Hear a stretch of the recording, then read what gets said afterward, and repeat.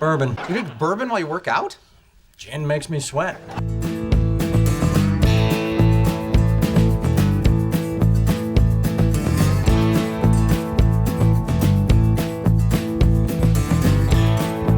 Hey there, beer, whiskey, sippers, and slammers. Today I'm in Delray Beach, Florida. I'm at Warren American Whiskey Kitchen, which is one of my favorite haunts when I come down and visit the Sunshine State. I'm here with my buddy John Fitzpatrick, Fitzy we call him, and he is very much responsible for a lot of the bottles that are sitting behind me here. This is, as I understand it, Fitzy, the biggest collection of whiskey or bourbon. We like to brag about that, yeah. Yeah. Whiskey Advocate just named us the best whiskey establishment in the Southeast 2 years ago. So Nice. That's kind of our like wine spectator. That is kind of the, Yeah, right. And so we really appreciate that. That's kind of cool. I've been trying to make this happen for a year at least, to come in and spend some time here and shoot some video, and finally we were able to get it worked out. I know, Fitzy, there's a lot of misconceptions about the rules and laws of bourbon because there are some things that have to be followed, correct? I get it all the time.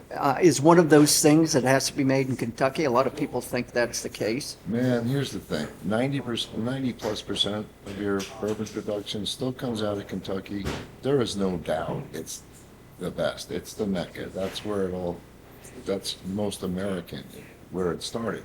Within the last 20 years, bourbon has just ascended so much. Name a state and I'll tell you a great bourbon producer. So all the 50 states, and I lost a trivia question about 8 years ago. Somebody said, what about Guam and Puerto Rico? You can make bourbon. I don't know how good it's going to be, but Right. so, but it is the United States. But no doubt, Kentucky is still the largest producer. It's the most famous and arguably the best. But I love when people go, well, what's good outside of Kentucky?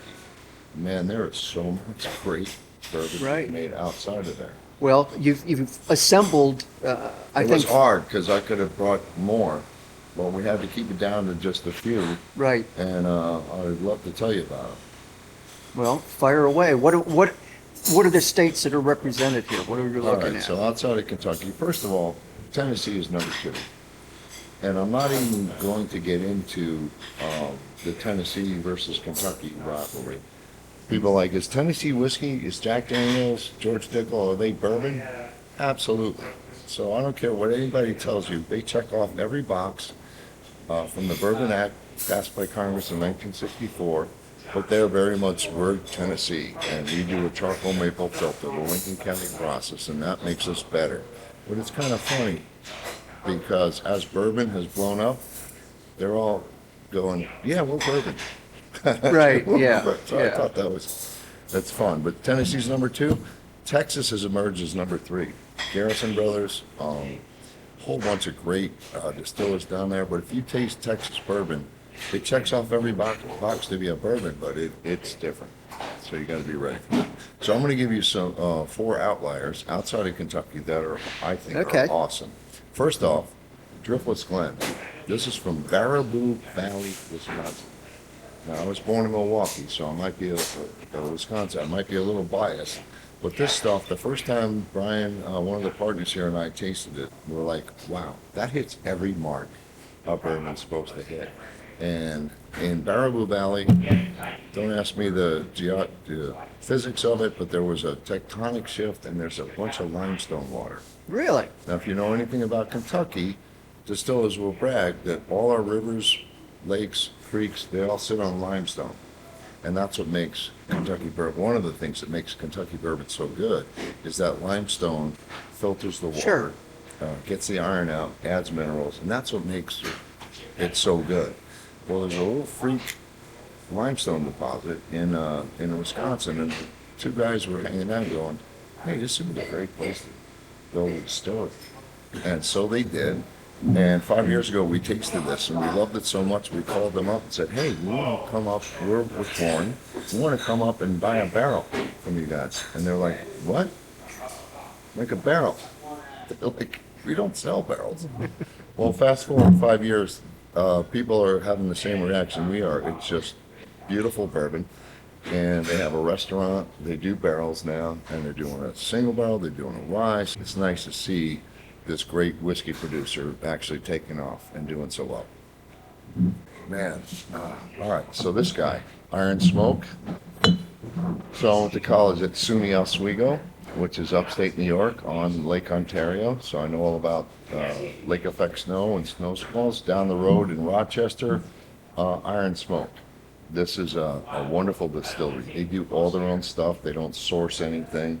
Tommy Burnett, who is the brainchild behind it, is a rock musician. Yeah. He played with the Pets, Modern English. He was in the band.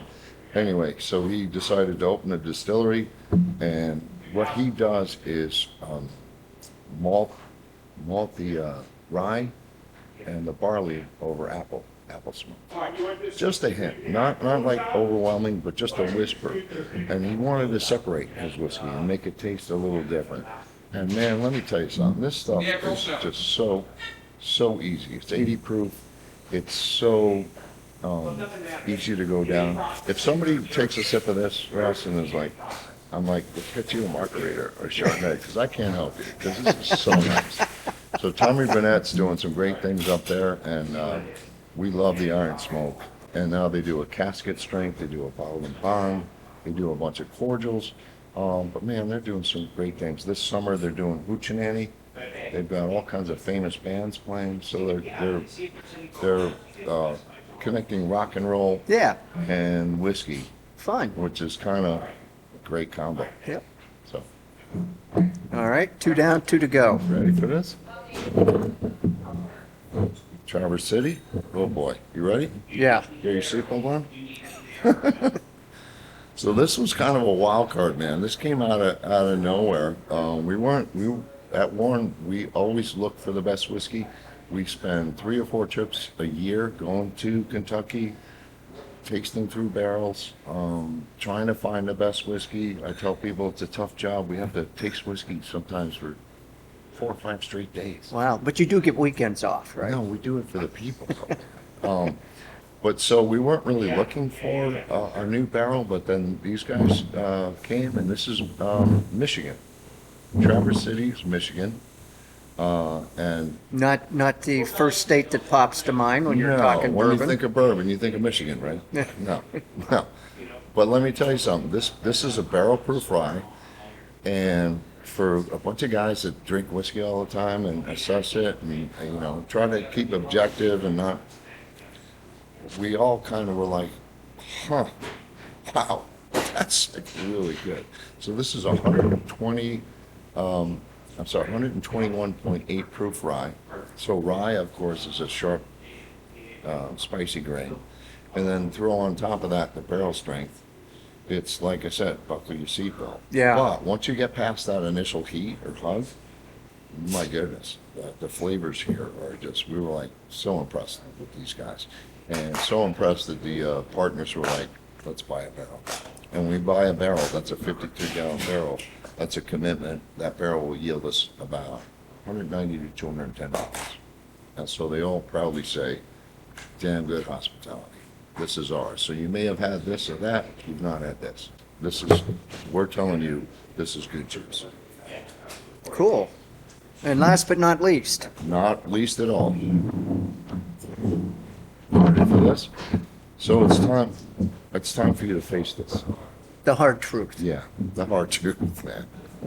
This is a crazy company that came out of nowhere. It is sweet mash, and without getting into a whole lesson on sweet mash, sour mash, we have 700 bourbons, 697 are sour mash. It's a thrown around cool whiskey term, but all that means is you're taking your back set or your strain, using it to start the next batch, so there's a continuation and consistency. The new trend, although it's not new, it's been around forever, but people just didn't embrace it. You're getting these guys embracing this now. No, let's bottle everything, finish the batch, clean the tanks out, sanitize everything, and start fresh every time. That's sweet mash. Wilderness Trail, those guys are, they're true Kentucky guys, Kentucky boys, but they're science nerds. I mean, they're like, no, this is the real deal. This really makes a difference. And so they taught this guy, the master distiller at Hard Truth, Brian Smith, who's been here a couple times. It was like the coolest, most fun. He goes around just pouring whiskey for everybody. It's just so much fun. I like them already. Hey, you would love this guy. He came in one day with a suitcase full of whiskey, and we just said, have at it. But he generally loves what he does. He used to be a brewmaster, but he studied with the Wilderness Trail guys, and now he's at Hard Truth in Brown County, Indiana, putting out some just incredible juice.